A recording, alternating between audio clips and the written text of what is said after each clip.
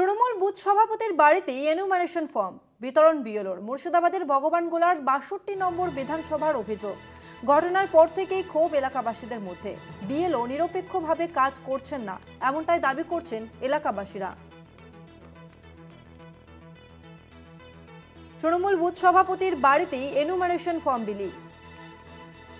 মুর্শিদাবাদের ভগবানগোলার ৬২ নম্বর বিধানসভায় অভিযোগ। ঘটনার পর থেকেই ক্ষোভ দেখাচ্ছেন এলাকাবাসী। বিএলও নিরপেক্ষভাবে কাজ করছে না, এমনটাই দাবি এলাকাবাসী।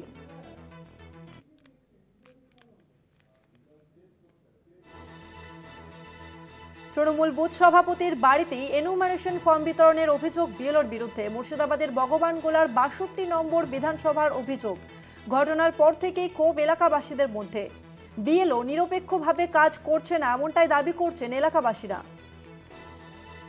আমরা কথা বলবো, আমাদের সঙ্গে ফোন লাইনে রয়েছেন প্রতিনিধি তৌসিফ ইকবাল। তৌসিফ, যে অভিযোগ সামনে আসছে তা যদি সত্যি হয় তা একেবারেই বেআইনি এবং এই ঘটনায় বিএলও তার কি বক্তব্য?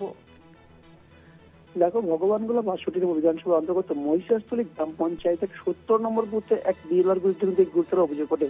জানা যায় যে ওই বুথের বিএলও সাইদ ইসলাম নাকি তৃণমূলের যে বুথ সভাপতি রয়েছেন তার বাড়ির সামনে গিয়েই কিন্তু তিনি এই যে এফআইআর ফর্ম সেই ফর্ম বিতরণ শুরু করেন। সেই কারণে তিনি ফর্ম বিতরণ শুরু করলে পরে যারা অন্যান্য বিরোধী দলে রয়েছেন তাদেরকে কিন্তু তিনি ডাকেননি।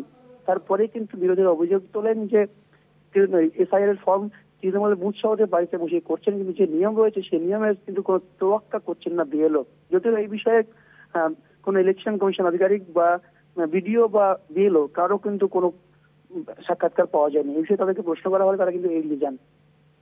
তৌসিফ, তৃণমূল বুথ সভাপতি যার বাড়িতে এই ফর্ম বিলি হচ্ছে তার কি বক্তব্য?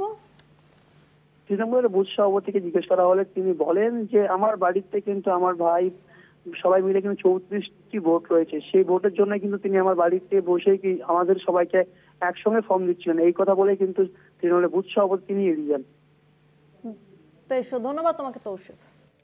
তৃণমূল বুথ সভাপতির বাড়িতেই এনুমারেশন ফর্ম বিতরণ বিএলওর।